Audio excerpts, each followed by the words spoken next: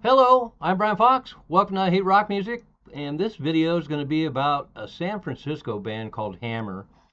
They're very uncharacteristic of San Francisco bands, and kind of came out late in the game. The band got together in 1969 and lasted till 1971, and they put this album out like in 1971, 1972, and so kind of late in the game for the San Francisco sound in some respects.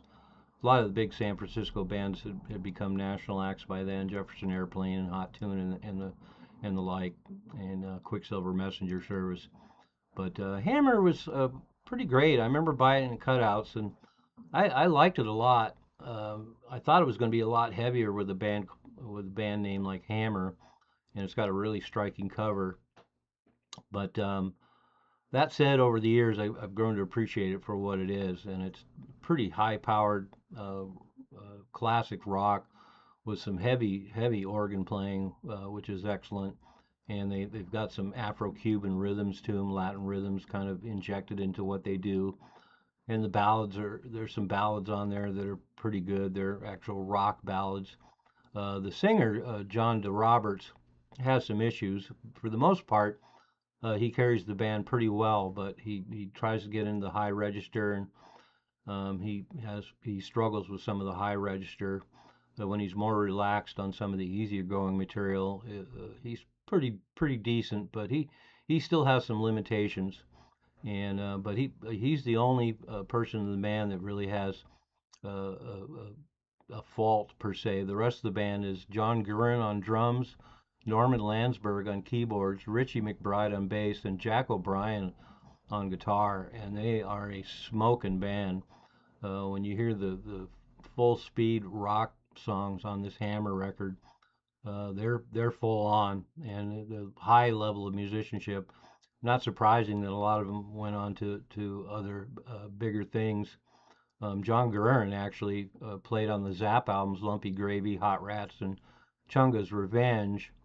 And then Norman Landsberg played keyboards on the first Leslie West solo album, Mountain.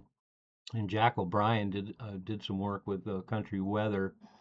And there's no singles released in the United States, but they released Tulane as a 45 on Atlantic in the UK.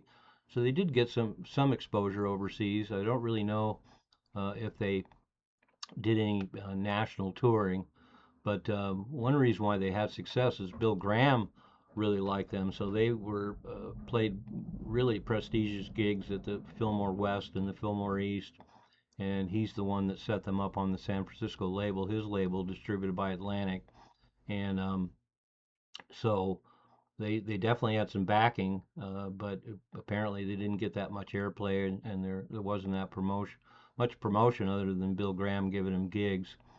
But Norman Landsberg, besides playing on the first Leslie West solo album, he ended up working with the Pointer Sisters, so he had a lot of success. And then John Guerin was in a band, kind of a easy, funky jazz band called L.A. Express, and then I actually worked on the Joni Mitchell album, Hissing of Summer Lawns, and a lot of success doing soundtracks and that sort of thing too. And one of the other things I think is interesting about the group too is the cover was done by this guy named Jim Viscount, and he did a great job on the Hammer album cover, but he actually did the cover for the Haystacks Balboa album too, which is really an interesting obscure reference. And both those covers are really cool.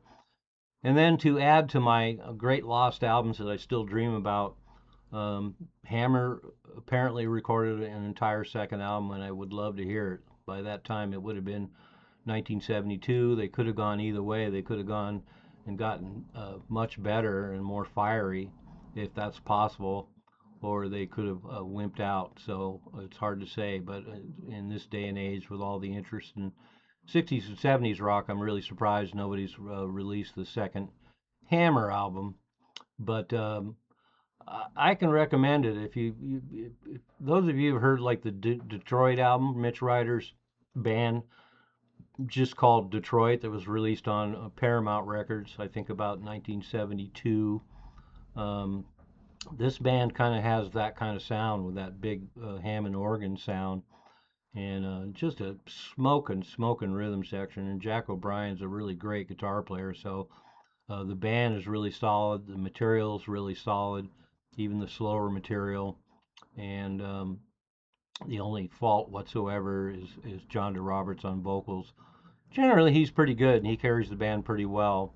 But with the caliber of musicianship in this band, it would have been nice if they latched on to somebody that really pumped it out and didn't overreach. But that said, I don't want to be too hard on them because really great band and a record that's kind of gotten overlooked. I think it's finally getting collectible. I think I saw a sealed copy sell the other day for about $90, and it used to be, you know, super cheap. Nobody wanted it for years. I bought it in cutouts. Another one of those records I bought in cutouts for probably $1.50 or so, and I've been enjoying it for years. And it's one I enjoy more now than when I was younger because I definitely found its own charms and have listened to it enough to realize what a killer band they were. So, Hammer, uh, definitely recommend it if you like that kind of high energy, soulful rock with a big B Hammond organ and great ensemble work. I'm Brian Fox. Thanks for watching my channel.